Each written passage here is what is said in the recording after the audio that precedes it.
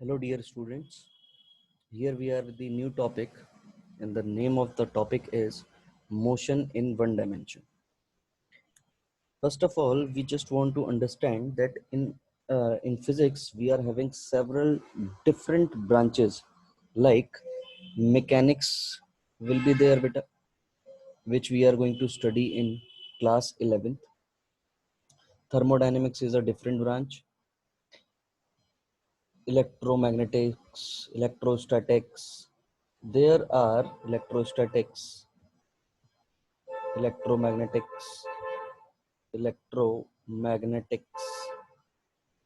optics, modern physics. These are the different branches which we study in physics. In 11th standard, we had already studied unit and dimension, and now we are proceeding to our new world of physics, in which we are going to study the new branch that is called mechanics. So first of all, we have to understand what do we mean by mechanics. Mechanics means we have to study in mechanics the condition of the body at rest or in motion.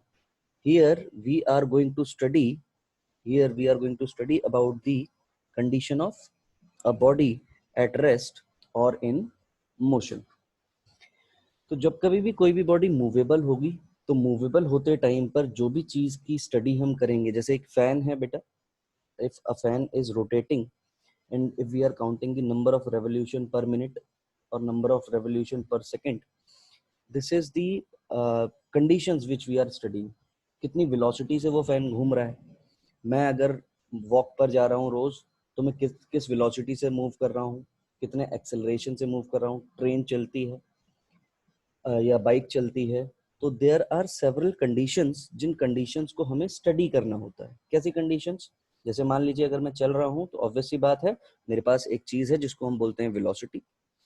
अगर मैं कोई भी एक particular distance cover कर रहा हूँ, तो obvious सी बात है वहां पर आपको क्या देखने को मिलेगा, एक डिस्टेंस देखने को मिलेगा, एक पाथ, कितना पाथ कवर किया वो चीज आपको देखने को मिलेगी. तो इसी तरीके की चीजों को जब हम उन सारी की सारी कंडीशंस को जो हम स्टडी करते हैं बेटा, उसी को हम बोलते हैं मैकेनिक्स. मतलब हम यहाँ पर मोशन की स्टडी करते हैं बेसिकली. किसकी स्टडी करेंगे हम लोग? मोशन की. मैकेनिक्स अब तीन तरीके की होती है बेटा. सबसे पहले अगर हम बात करें तो उसको बोलते हैं स्टैटिक्स. और स्टैटिक्स में हम क्या कर रहे होते हैं, हम उन ऑब्जेक्ट्स के बारे में स्टडी कर रहे होते हैं जो रेस्ट पर होते हैं. किस पर होते हैं? रेस्ट पर. तो the object which are at rest, objects which are at objects which are at rest, इन्हीं चीजों के बारे में हम क्या कर रहे होते हैं?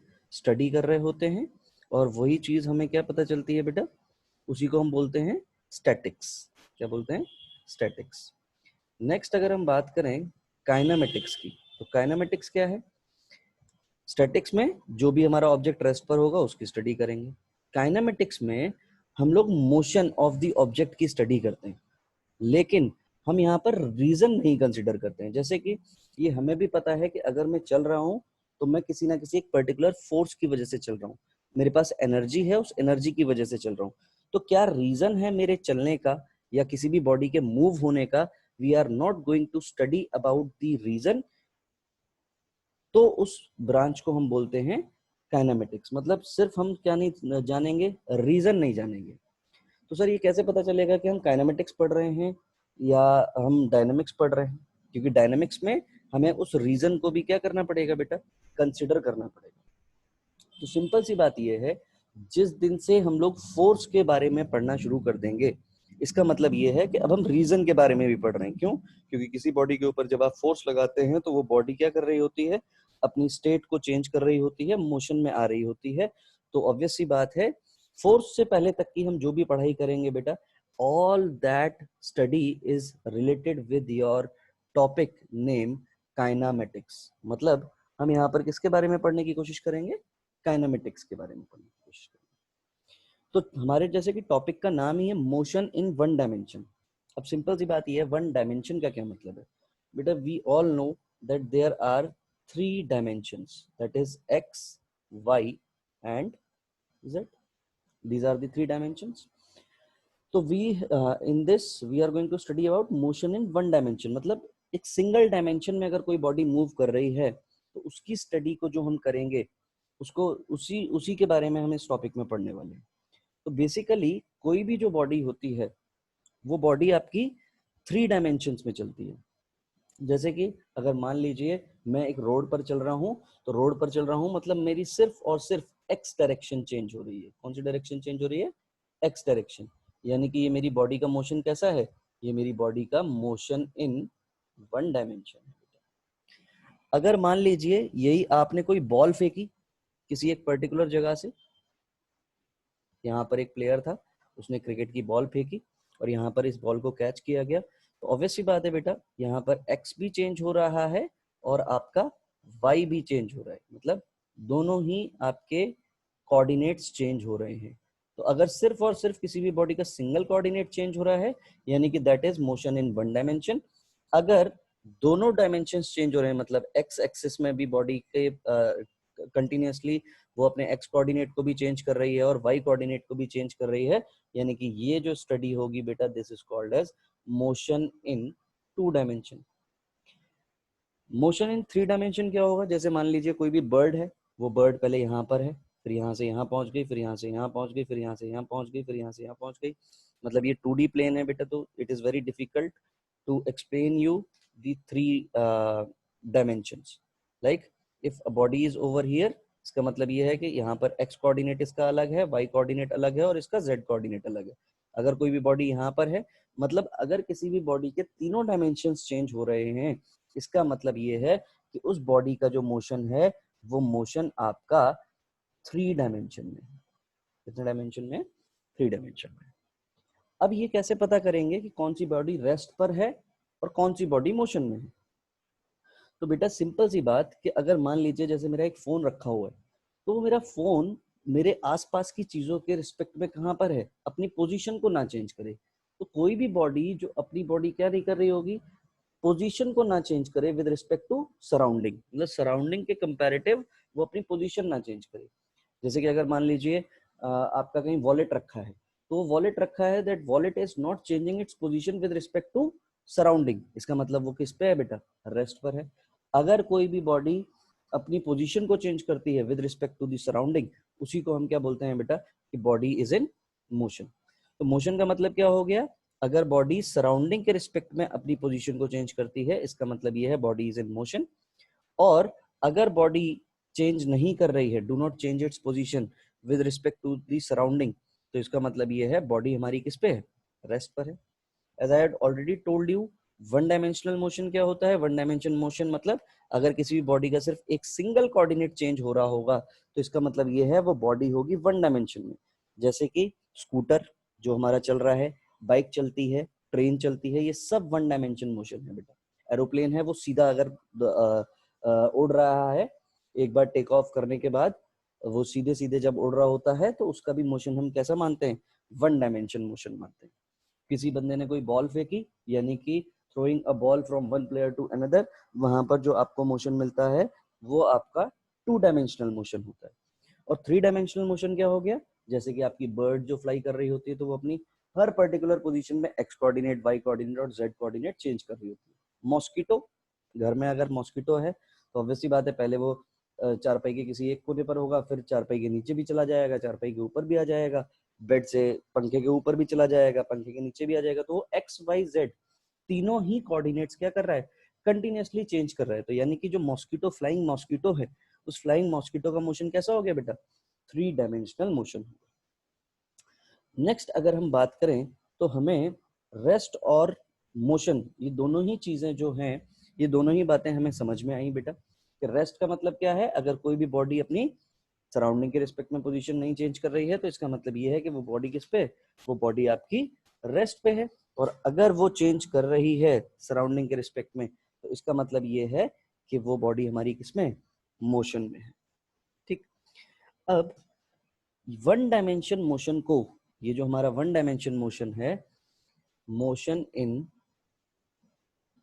वन डायमेंशन, इसको एक नाम देते हैं बेटा, एक नाम और दे सकते हैं, रेक्टिलिनियर मोशन।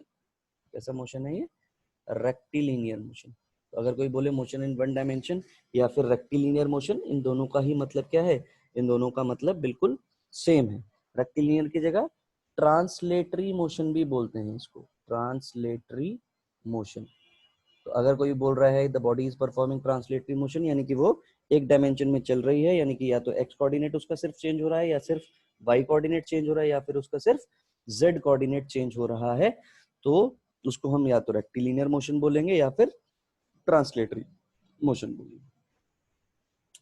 अब जो भी हमें सबसे पहली फिजिकल क्वांटिटी पढ़नी है बेटा, वो फिजिकल क्वांटिटी हम बचपन से पढ़ते हुए आ रहे हैं। तो सबसे पहली जो हमारी फिजिकल क्वांटिटी है बेटा, वो है डिस्टेंस एंड डिस्प्लेसमेंट। तो अगर हम डिस्टेंस की बात करें तो डिस्टेंस का मतलब क्या होता है, आपको 9th स्टैंडर्ड में बहुत अच्छे से पढ़ाया गया है बेटा। डिस्टेंस का मतलब होता है actual path travelled by the body between its initial and final position. क्या मतलब है बेटा इसका, मान लीजिए कोई एक बॉडी है इस ए पॉइंट पर, और ये बॉडी चलते चलते सपोज यहाँ पहुंच गई, तो ऑब्वियसली बात है, सपोज ये x है, ये जो भी डिस्टेंस है, ये सपोज 1 मीटर है, ये 2 मीटर है, ये 3 मीटर है, ये 4 मीटर है, ये 5 मीटर है, ये 6 मीटर है, ये 7 मीटर है, ये 8 मीटर है, ये 9 है, ये 10 है, 11 मीटर है। तो इन सारी के सारे मीटर्स को जब हम ऐड करेंगे, फॉर एग्जांपल हमने एक केस लिया कि यहाँ से जब बॉडी चल रही है तो कुछ ना कुछ एक पर्टिकुलर डिस्टेंस ट्रेवल किया, यहाँ से चल रही है तो कुछ पर्टिकुलर डिस्टेंस ट्रेवल किया। इन सारे के सारे डिस्टेंस को अगर मैं जोड़ देता हूँ, यानी कि इन सारे के सारे इस पाथ की लेंथ को अगर मैं जोड़ देता हूँ, तो वो मुझे क्या दे देगा बेटा, वो मुझे डिस्टेंस दे देगा। कहने का मतलब ये कि जब मैं अपनी बाइक को चला रहा होता हूँ, तो बाइक चलाते टाइम पर जो भी मेरा मीटर मुझे दिखा रहा होता है बेटा, वो मुझे बेसिकली डिस्टेंस दिखा रहा होता है। और वो उस डिवाइस का नाम होता है बेटा odometer. Odometer is the name of the device, जिस डिवाइस से आप क्या कर पा रहे हैं, जिस डिवाइस से आप डिस्टेंस मेजर करते हैं। एक और इम्पॉर्टेंट बात है बेटा डिस्टेंस की, डिस्टेंस आपका कभी भी डायरेक्शन के ऊपर डिपेंड नहीं करता, और डायरेक्शन के ऊपर अगर ये डिपेंड नहीं करता तो ऑब्वियसली बात है, कैसी क्वांटिटी है बेटा, it is a scalar quantity. कैसी क्वांटिटी है, स्केलर क्वांटिटी। एक और इम्पॉर्टेंट चीज जो आपने अपने 9th स्टैंडर्ड में पढ़ी है, दैट इज डिस्प्लेसमेंट। और डिस्प्लेसमेंट क्या होता है, change in position of a body in the fixed direction. अब सिंपल सी बात समझिएगा बेटा, कि अगर कोई भी बॉडी किसी एक पर्टिकुलर डायरेक्शन में अपनी पोजीशन को चेंज कर रही है, इसका मतलब ये है कि वो डिस्प्लेसमेंट है। आपने अपने 9th स्टैंडर्ड में जो चीज पढ़ी है, उसको हम बोलते हैं shortest path travelled by a body in a fixed direction, उसको हम क्या बोलते हैं, डिस्प्लेसमेंट बोलते हैं। अब एक बात जरा ध्यान से समझने की कोशिश कीजिएगा। मान लीजिए मेरे पास कोई एक पाथ है, और वो पाथ कुछ ऐसा है, यहाँ से कोई भी बंदा चलेगा, यहाँ से चलते हुए वो एक पर्टिकुलर पॉइंट बी पर पहुंचना है उसको बेटा। तो अगर उस बंदे को बी पॉइंट पर पहुंचना है, और मैं चाहता हूं एक शॉर्टेस्ट डिस्टेंस, तो शॉर्टेस्ट डिस्टेंस तो एक स्ट्रेट लाइन ही होगा दो पॉइंट के बीच में। और वो स्ट्रेट लाइन मैं तभी बना पाऊंगा जब मुझे दोनों पॉइंट्स की पोजीशन ऑलरेडी नोन होगी, पहले से मुझे पता होगा। डिस्टेंस के केस में क्या है, डिस्टेंस के केस में मैं यहाँ से चलना शुरू किया, आराम से घूमते हुए जैसी जैसी रोड जा रही है मैं वैसे वैसे ट्रेवल करते जा रहा हूँ, और मैं बी पॉइंट पर पहुंच गया। लेकिन अगर मुझे इन दोनों पॉइंट के बीच में शॉर्टेस्ट डिस्टेंस चाहिए, तो मुझे पहले से ए और बी दोनों ही पोजीशन की डायरेक्शन पता होनी चाहिए। एक बार अगर मुझे इन दोनों पॉइंट्स की डायरेक्शन पता चल गई, तो अगर मैं इन दोनों को एक लाइन से ज्वाइन करा दूंगा बेटा, तो ये जो लाइन से मैंने ज्वाइन कराया, कैसी लाइन है, स्ट्रेट लाइन से जब मैंने ज्वाइन कराया, तो यही मुझे एक शॉर्टेस्ट डिस्टेंस मिल रही है। और यही जो मेरी शॉर्टेस्ट डिस्टेंस है बेटा, इसी शॉर्टेस्ट डिस्टेंस को हम बोलते हैं डिस्प्लेसमेंट। क्या बोलते हैं, डिस्प्लेसमेंट। तो it is basically the shortest distance. और हम इसको क्या बोल सकते हैं कि एक कोई भी पार्टिकल है, वो पार्टिकल या कोई भी ऑब्जेक्ट है, वो एक पोजीशन से दूसरी पोजीशन के बीच में क्या कर रहा है, पोजीशन को जो चेंज कर रहा है किसी पर्टिकुलर डायरेक्शन में, एक फिक्स्ड डायरेक्शन में, उसको हम क्या बोलते हैं, डिस्प्लेसमेंट बोलते हैं। अब सिंपल सी बात ये कि जब तक मुझे इस बी पॉइंट की पोजीशन नहीं नोन होगी या डायरेक्शन नहीं पता होगी बेटा, मैं स्ट्रेट लाइन नहीं ड्रॉ कर पाऊंगा। और जब मैं स्ट्रेट लाइन नहीं ड्रॉ कर पाऊंगा, तो ऑब्वियसली बात है, आई नीड डायरेक्शन ऑल्सो। और जहां कहीं पर भी बेटा डायरेक्शन की बात आया करती थी, 9th स्टैंडर्ड में हमने पढ़ा है, वो कैसी क्वांटिटी होती थी, वेक्टर क्वांटिटी होती थी। यानी कि डिस्प्लेसमेंट मेरा कैसी क्वांटिटी हो गया? डिस्प्लेसमेंट मेरा वेक्टर क्वांटिटी हो गया। कैसी क्वांटिटी हो गया बेटा? Vector quantity. क्योंकि मुझे जब तक डायरेक्शन नहीं पता होगी बी पॉइंट की, कि जिस पॉइंट पर, जो भी फाइनली मुझे जिस पॉइंट पर जाना है वो पॉइंट मेरा कहाँ पर लाई करता है, तब तक मैं क्या नहीं कर पाऊंगा, तब तक मैं शॉर्टेस्ट डिस्टेंस आइडेंटिफाई या शॉर्टेस्ट पाथ आइडेंटिफाई नहीं कर पाऊंगा।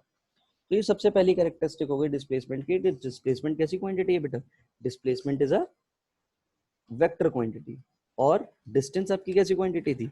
डिस्टेंस आपकी स्केलर क्वांटिटी थी। अगर हम डिस्प्लेसमेंट की और बात करें तो डिस्प्लेसमेंट हमारा पॉजिटिव भी हो सकता है। Displacement can be positive, negative और जीरो। अब जरा ध्यान से समझेंगे कि पॉजिटिव कैसे हो सकता है। तो मान लीजिए एक स्ट्रेट लाइन है ये, एक बंदा है जो जीरो से शुरू, ओ से, ओ पॉइंट से शुरू करता है। ओ से वो इनिशियली ए पर है फॉर एग्जांपल, और ए से वो बी पॉइंट पर जाता है। तो ओ से ए जो डिस्टेंस है दैट इज सपोज x1, और ओ से बी जो डिस्टेंस है वो है सपोज x2। तो ऑब्वियस सी बात है वो तो ए से बी गया है। ए से बी गया है यानी कि x2 minus x1। x2 minus x1 कैसा है बेटा? पॉजिटिव, ग्रेटर देन जीरो होगा, क्योंकि x2 इज बड़ी डिस्टेंस एंड x1 इज छोटी। तो दैट इज, ये मुझे ग्रेटर देन जीरो मिलेगा। ग्रेटर देन जीरो मिलेगा यानी कि यहाँ पर मुझे डिस्प्लेसमेंट कैसा मिलेगा बेटा? पॉजिटिव। इसी केस में अगर मैं बात करूं, दूसरा केस मेरा क्या बनेगा? जैसे मान लो कोई एक पार्टिकल है, ये सपोज ओरिजिन ओ मान लिया। तो एक पार्टिकल सपोज पहले ए पॉइंट पर है, this is initial, this is initial. यहाँ पर इनिशियल क्या था? यहाँ पर ये इनिशियल था, यहाँ पर इनिशियल ये है, और ये बी पॉइंट पर आया, this is final. This is our reference point, कि हम जहां से चीजों को क्या कर रहे हैं? ऑब्जर्व कर रहे हैं। तो obviously O A, this is x1, ये क्या हो जाएगा बेटा? x2। और डिस्प्लेसमेंट क्या होता है? Final minus initial. तो ये जो वैल्यू आएगी कैसी आएगी? नेगेटिव। और अगर ये वैल्यू नेगेटिव आएगी तो डिस्प्लेसमेंट मेरा नेगेटिव भी हो सकता है। पॉजिटिव कब होगा? ये भी मुझे समझ में आया कि जो मेरी इनिशियल डिस्टेंस है, इनिशियल डिस्टेंस कम हो और फाइनली जो पोजीशन है वो ज्यादा है। तो ऑब्वियस सी बात है यहाँ पर जो मुझे x2 फाइनल माइनस इनिशियल जो चीज मिलेगी, final position minus initial position. तो डिस्प्लेसमेंट क्या होता है basically? Final position minus initial position. और इसी को हम क्या बोलते हैं बेटा? डिस्प्लेसमेंट बोलते हैं। तो final position minus initial position का मतलब क्या हो गया? Final position minus initial position, और वो पॉजिटिव वैल्यू आएगी तो यानी कि डिस्प्लेसमेंट पॉजिटिव हो गया।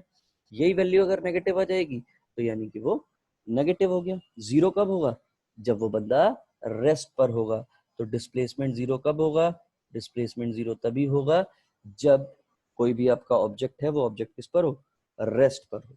तो हमें ये समझ में आया कि डिस्प्लेसमेंट हमारा पॉजिटिव भी हो सकता है, डिस्प्लेसमेंट हमारा नेगेटिव भी हो सकता है, और डिस्प्लेसमेंट हमारा जीरो भी हो सकता है। बचपन में ही हमने पढ़ा है कि डिस्प्लेसमेंट हमेशा या तो छोटा होगा या फिर बराबर होगा। किसके? डिस्टेंस के। बराबर कब होगा? जब बिल्कुल स्ट्रेट पाथ है, this is A and this is B. तो ये डिस्टेंस जितना है, डिस्टेंस जितना है उतना ही क्या हो गया बेटा? ये डिस्प्लेसमेंट हो गया। लेकिन अगर यही जिगजैग पाथ होता तो ऑब्वियस सी बात है इन दोनों पॉइंट्स के बीच की अगर हम बात करें तो this is A and this is B. तो ऑब्वियसली ये वाला जो कर्व वाला जो पाथ है, यानी कि अगर मैं इसको नाम दे दूं सी, ये डी, ये ई, तो ए सी डी ई बी, ये जो डिस्टेंस है, ये लेंथ जो है, this length is greater than, this length is greater than A B. A B जो स्ट्रेट लाइन है उससे ये लेंथ बड़ी है, यानी कि ये मेरा क्या है? This is my distance and this is my displacement. तो मुझे सिंपल सी बात ये समझ में आई कि जो मेरा डिस्प्लेसमेंट है वो हमेशा या तो कम होगा या फिर बराबर होगा।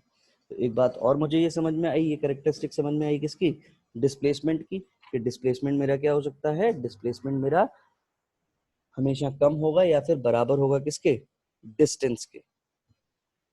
क्लियर हुई बेटा बात? ठीक। नेक्स्ट हम अब आगे चलते हैं, और नेक्स्ट नेक्स्ट अगर हम बात करें तो अगली जो हमारे पास प्रॉपर्टी है, दैट प्रॉपर्टी इज स्पीड।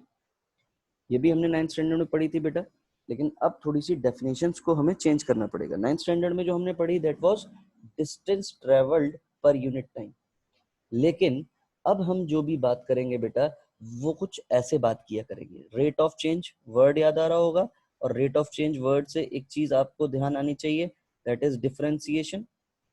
कि डिफरेंशिएशन हमें कब यूज करना है, जब हम रेट ऑफ चेंज की बात करेंगे। इसकी बात करेंगे रेट ऑफ चेंज, यानी कि अगर कोई भी बॉडी अपनी एक पोजीशन से दूसरी पोजीशन पर चेंज कर रही है, अपनी पोजीशन को चेंज कर रही है with respect to time, in any direction, in any direction, मतलब कोई भी बॉडी यहाँ से यहाँ पहुंच गई, तो कोई डायरेक्शन तो फिक्स है नहीं बेटा, कोई भी डायरेक्शन फिक्स नहीं है विद रिस्पेक्ट टू टाइम, लेकिन पोजीशन चेंज हो रही है, यानी कि इसी को हम क्या बोल देते हैं, स्पीड बोलते हैं। और इसको निकालने का तरीका क्या है, कि कहीं पर भी अगर मुझे कोई स्पीड निकालने को बोलेगा तो स्पीड का मतलब हो गया distance travelled per unit time. कि अगर speed is equal to distance upon time, distance upon time, इसी को हम क्या बोलते हैं बेटा, इसी को हम स्पीड बोलते हैं। नेक्स्ट अगर हम बात करें तो यहाँ पर बात है टाइप्स ऑफ स्पीड की। अब बेटा ये फॉर्मूला हर जगह पर नहीं लगेगा, because there are different types of speeds, और जैसे कि आप लोग यहाँ पर देख पा रहे हैं कि टोटल 4 तरीके की स्पीड है। सबसे पहली जो हमारी स्पीड है दैट इज यूनिफॉर्म स्पीड, और ये यूनिफॉर्म स्पीड आपको बहुत अच्छे से पता है, जब कोई भी बॉडी क्या करेगी, इक्वल डिस्टेंस कवर करेगी, किसमें, इक्वल इंटरवल ऑफ टाइम में, तो उसी को हम बोलते हैं यूनिफॉर्म स्पीड। यानी कि यूनिफॉर्म स्पीड के साथ कैसा होगा, केस कैसा होगा, कि ये ओ A B C D E, ये सब डिस्टेंस सपोज 100 मीटर है, 100 metre 100 metre 100 metre 100 metre 100 metre, यानी कि टोटल कितनी हो गई, 500 मीटर। सपोज किसी भी बॉडी को ओ से ए जाने में सपोज 10 सेकेंड्स लगते हैं, तो ए से बी जाने में भी 10 सेकेंड्स लगते हैं, यहाँ पर भी 10 सेकेंड्स लगते हैं, यहाँ पर भी 10 सेकेंड्स लगते हैं, और यहाँ पर भी 10 सेकेंड्स लगते हैं। तो अगर कोई भी बॉडी पहले 10 सेकंड में कितना चली, 100, अगले 10 सेकंड में भी कितना चली, 100, उसके अगले 10 सेकंड में भी कितना चली, 100, उसके अगले 10 सेकंड में भी 100, उसके अगले 10 सेकंड में भी 100। यानी कि ये बॉडी क्या काम कर रही है, इक्वल डिस्टेंस ट्रेवल कर रही है in equal interval of time, in equal interval of time. तो इसी को हम क्या बोलेंगे, कि हमारी बॉडी का मोशन कैसा है, यूनिफॉर्म मोशन है, और हमारी बॉडी यूनिफॉर्म स्पीड से मूव कर रही है। और अगर ये यूनिफॉर्म स्पीड से मूव कर रही है, तो अगर मैं इसका ग्राफ बनाने की कोशिश करूंगा बेटा, तो ये देखो, सपोज दिस इज 10 20 30 40 50, ये टाइम है। इधर अगर मैं स्पीड बनाने की कोशिश करूं, सपोज 100, सॉरी डिस्टेंस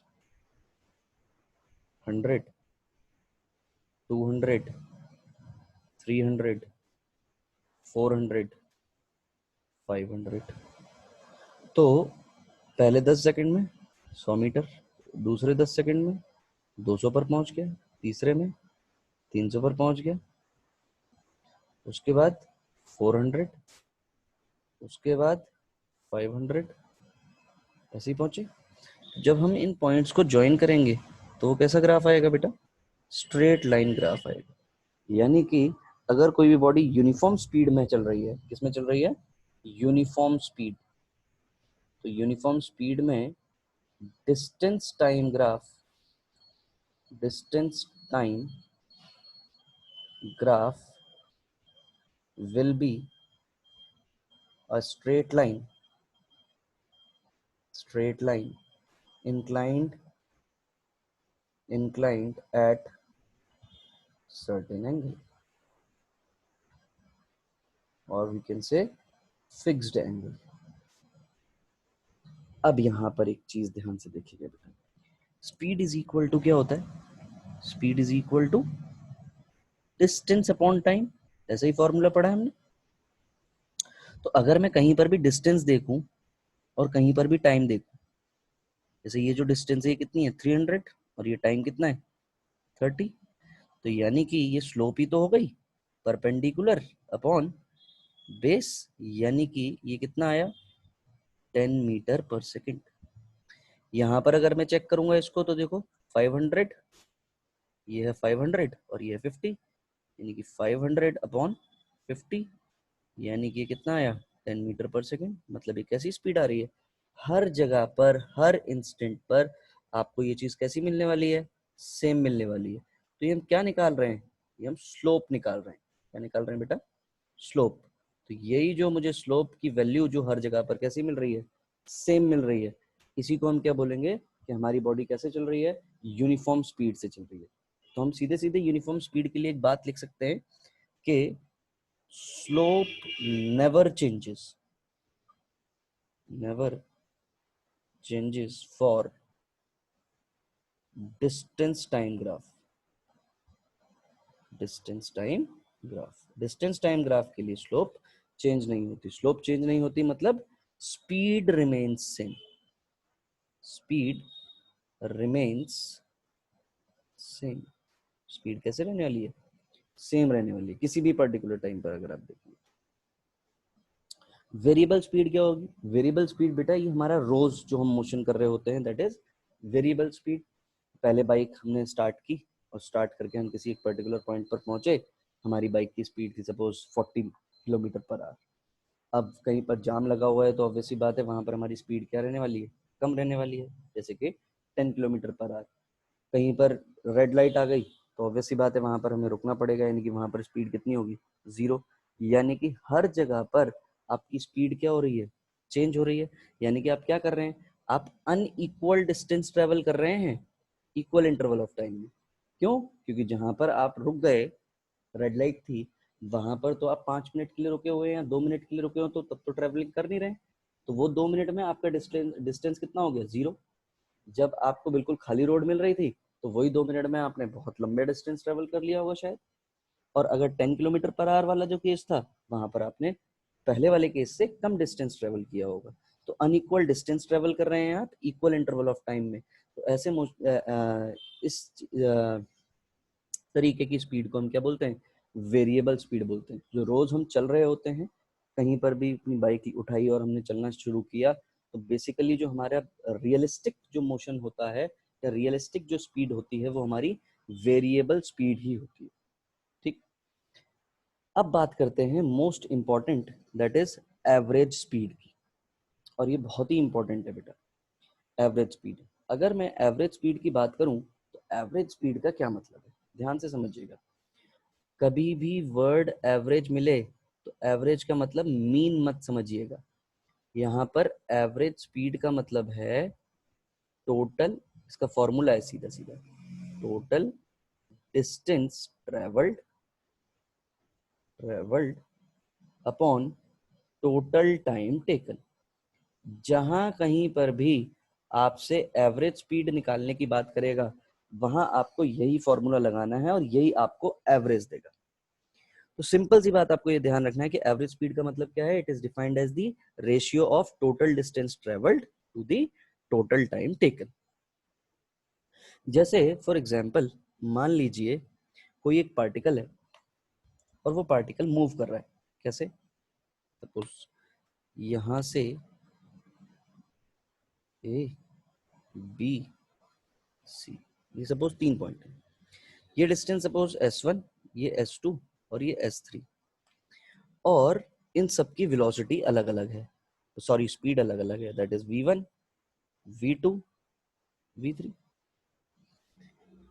और मुझसे किसी ने अब एवरेज स्पीड पूछ ली, तो बच्चा क्या करता है, आप लोग क्या करते हैं, सर 1 2 3 स्पीड है तो इन तीनों का क्या ले लीजिए, आप एवरेज ले लीजिए।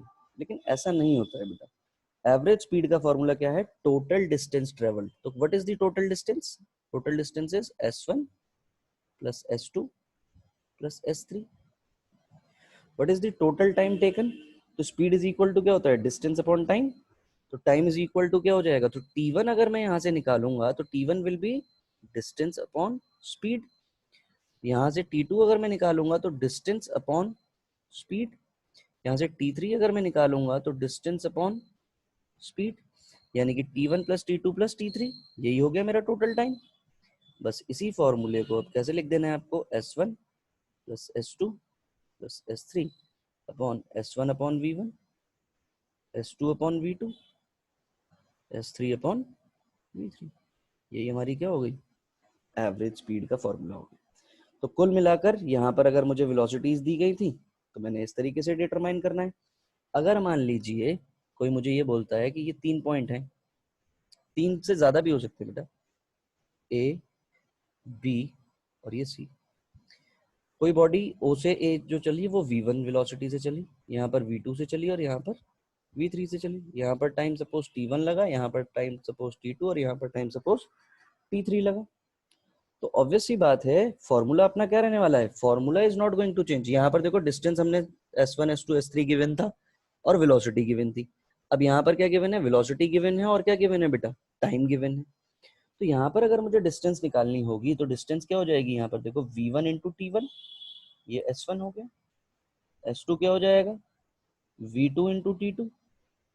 S3 क्या हो जाएगा, V3 इंटू T3। फॉर्मूला क्या है एवरेज स्पीड का, एवरेज स्पीड का फॉर्मूला है टोटल डिस्टेंस ट्रेवल्ड, यानी कि S1 plus S2 plus S3 upon total time taken, that is T1 plus T2 plus T3। तो T1 plus T2 plus T3 is given to me. मुझे S1 S2 नहीं दिया होता तो वो मैंने speed is equal to distance upon time वाले फॉर्मूले से निकाल लिया। तो ये कितना हो जाएगा, this will be V1 T1 plus V2 T2 plus V3 T3 upon T1 plus T2 plus T3। Average का मतलब कभी भी ऐसा मत समझिएगा बेटा कि इन तीनों का एवरेज, इन तीनों स्पीड का एवरेज निकालोगे, ये तीनों स्पीड गिवन है सर इनका एवरेज निकालो, नो। आपको फॉर्मूला यही लगाना है, total distance travelled upon total time taken, तभी आपको एवरेज स्पीड मिलेगी बेटा। तो दोनों ही केसेस आपको समझ में आ गए, जहां पर आपको डिस्टेंस वेलोसिटी दी जाएगी वहां पर आप इसी तरीके से निकाल रहे होंगे बेटा, और जहां पर आपको स्पीड और टाइम दिया जाएगा वहां पर आप इस तरीके से एवरेज स्पीड कैलकुलेट कर रहे होंगे। अब आती है हमारी सबसे 4th नंबर की velocity speed, which is very very important, और ये क्या है, इंस्टेंटेनियस स्पीड। बेटा इंस्टेंटेनियस स्पीड अगर मैं आपको याद दिलाऊं एक इंस्टेंटेनियस वर्ड, तो ऑब्वियस सी बात है हमने डिफरेंशिएशन में किसी भी पर्टिकुलर इंस्टेंट पर स्लोप निकालने की बात करी थी। मतलब कोई एक ऐसा ग्राफ था और इस ग्राफ के किसी भी एक पर्टिकुलर पॉइंट पर अगर मुझे स्लोप निकालनी है तो वो मैं स्लोप इजीली निकाल पा रहा था। यानी कि अगर मुझे कहीं पर भी इंस्टेंटेनियस वर्ड याद आएगा, इंस्टेंटेनियस स्पीड या इंस्टेंटेनियस वेलोसिटी या इंस्टेंटेनियस एक्सेलरेशन, मतलब हम ये सब चीजें अभी पढ़ेंगे बेटा। तो इन सब में इंस्टेंटेनियस वर्ड कभी भी अगर सुनाई दे तो तुरंत समझ जाना डिफरेंशिएशन की हेल्प लेनी पड़ेगी, क्योंकि differentiation he it gives instantaneous value, instantaneous value. तो यहाँ पर वेलोसिटी जो इंस्टेंटेनियस स्पीड जो इंस्टेंटेनियस होगी उसका फॉर्मूला हो जाएगा dx अपॉन dt। dx क्या है, डिस्प्लेसमेंट, ये x जो होगा this will be your displacement and this is time, यानी कि dx upon dt will be the formula for instantaneous velocity. किसी भी पर्टिकुलर इंस्टेंट पर अगर मुझे वेलोसिटी निकालनी होगी तो उसके लिए मेरा फॉर्मूला होगा dx अपॉन dt। यानी कि ये सिंपल सी बात मुझे जो समझ में आई वो मुझे यही समझ में आई कि जो भी हमारी एवरेज स्पीड अगर मुझे कोई कैलकुलेट करने के लिए बोलेगा तो उसके लिए मेरा फॉर्मूला कुछ ऐसा होगा बेटा, यही फॉर्मूला लिखना है। मतलब एवरेज स्पीड पूछते ही आपके दिमाग में आना चाहिए total distance travelled upon total time taken, इसके अलावा कोई दूसरी बात आपके दिमाग में नहीं आनी चाहिए। तो अब आपको डिस्टेंस निकालना है, अगर डिस्टेंस नहीं गिवन है तो कैसे निकालना है आपको पता है, ऐसे निकालना है। अगर टाइम नहीं गिवन है तो आपको पता है कि टाइम कैसे निकालना है। तो सिंपल सी बात, इन्हीं दोनों चीजों को अगर आप फाइंड कर लेंगे तो आप क्या कर पाएंगे बेटा, एवरेज स्पीड निकाल पाएंगे। इंस्टेंटेनियस स्पीड के लिए आपको डिफरेंशिएशन की हेल्प की जरूरत पड़ेगी, और यही dx by dt ये क्या रिप्रेजेंट कर रहा है? This is representing the rate of change in position, rate of change in position. तो सिंपल सी बात ये, इंस्टेंटेनियस वेलोसिटी निकालने का फॉर्मूला मेरे को पता चल गया, that is dx upon dt, और एवरेज स्पीड निकालने का भी फॉर्मूला मुझे पता चल गया, that is total distance travelled upon total time taken. ये दोनों ही फॉर्मूले आपको अच्छे से याद रखें। स्पीड जो है वो आपकी स्केलर क्वांटिटी हुआ करती है बेटा, ये आपको बहुत अच्छे से पता है कैसी क्वांटिटी होती है, ये स्केलर क्वांटिटी, और ये कभी भी नेगेटिव नहीं हो सकती है, ये भी आपको बहुत अच्छे से पता है। इतनी सी बातें आपको स्पीड रिलेटेड ध्यान रखनी है। तो सिंपल सी बात, एक और इंपॉर्टेंट बात कि डिस्टेंस टाइम ग्राफ जो होगा, डिस्टेंस टाइम ग्राफ की slope, the slope of distance time graph, एक इंपॉर्टेंट बात, slope of distance time graph gives, distance time graph gives what?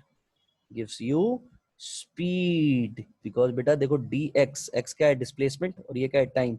मतलब डिस्टेंस और टाइम के बीच में अगर आप ग्राफ बनाएंगे तो उसकी जो स्लोप होगी, स्लोप कैसे निकालते थे हम लोग? डिफरेंशिएशन की हेल्प से, यानी कि dx by dt, वो मुझे क्या देगी बेटा?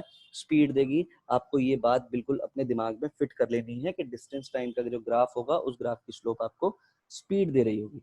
देखो यहाँ पर ये भी एक ग्राफ था आपका, किस किस के बीच में था बेटा? डिस्टेंस टाइम के बीच में था। यहाँ पर आप किसी भी पर्टिकुलर पॉइंट पर जब आप स्लोप आइडेंटिफाई कर रहे हैं तो ऑब्वियस सी बात है वो आपको स्लोप क्या दे रही है? वो स्लोप आपको स्पीड ही बता रही है। तो ये बात आपको बहुत अच्छे से ध्यान रखनी है। अगली जो क्वांटिटी है बेटा वो भी आपकी पढ़ी हुई है, and it is velocity. Velocity और स्पीड में क्या डिफरेंस है? देखो स्पीड जो थी वो क्या थी?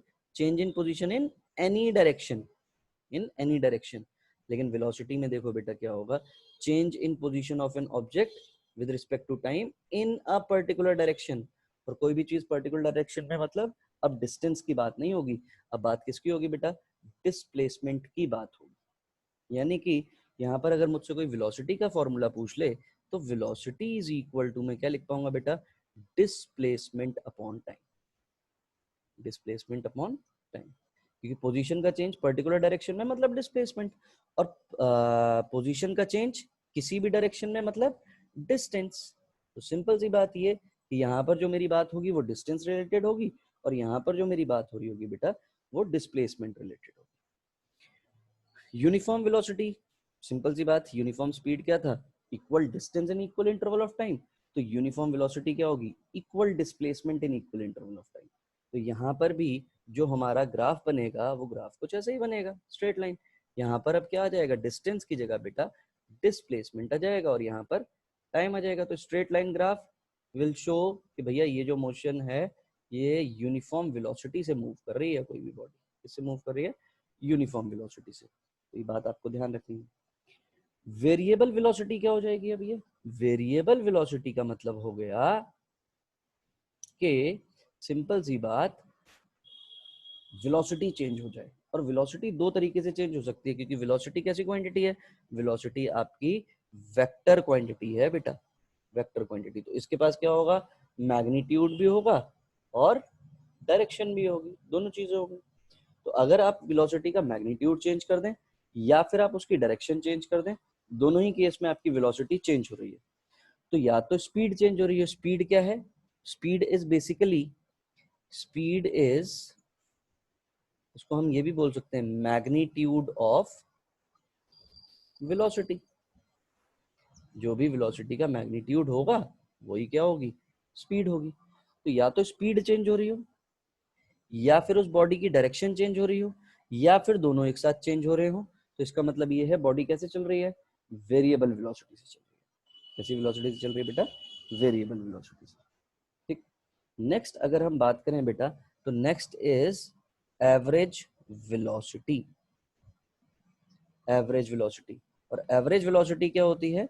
एवरेज वेलोसिटी होती है बेटा total displacement upon total time taken. तो ये देखो फॉर्मूला दोबारा से आपको वेलोसिटी और स्पीड के बहुत सारे फॉर्मूले आपको सेम मिल रहे हैं। तो अगर हम यहाँ पर वेलोसिटी की बात करेंगे तो ये क्या हो गया? क्या हो जाएगा? Total displacement displacement upon total time taken. Total time taken कहने का मतलब ये है कि अगर मान लीजिए कोई भी पॉइंट है, यहाँ से कोई बॉडी शुरू हुई, इस ए पॉइंट पर पहुंची, और ये सपोज x1 है, यहाँ से उसको बी पॉइंट पर फाइनली पहुंचना था, यहाँ से स्टार्ट हुआ, और ये x2 है, तो उसने कितना डिस्टेंस डिस्प्लेसमेंट ट्रेवल किया, x2 माइनस x1। तो ये क्या हो जाएगा, ये सपोज यहाँ से t1 टाइम पर थी और ये यहाँ पर t2 टाइम में पहुंची, तो velocity will be x2 minus x1 upon t2 minus t1। कौन सी वेलोसिटी बेटा, एवरेज।